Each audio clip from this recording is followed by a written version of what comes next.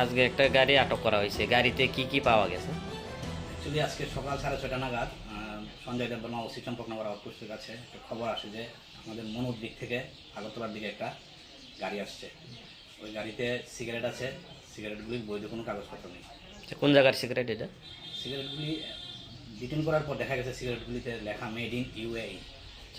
তো এখন অ্যাকর্ডিংলি তারা গাড়িটা ডিটেন করে আমাকে খবর দেয়। আমি আসলে পরে আমরা সার্চ করার পর সিগারেটগুলি আমরা সিজ করি।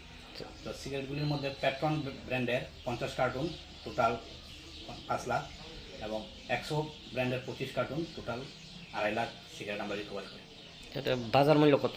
আনুমানিক 75 লাখ টাকা হবে। কাউকে কি অ্যারেস্ট করা হয়েছে? এই ব্যাপারে আমরা দুজনকে ডিটেন করে রেখেছি সন্দেহজনকভাবে। তাদের নাম হচ্ছে রাজেশ দাস এবং গৌতম রায়, উভয়ের বাড়ি মনুঘাট দলাই। গাড়িটা স্যার? গাড়িটাকে আমরা আপাতত রিটার্ন করে রেখেছি। TR04D 1686 নাম্বার এটা।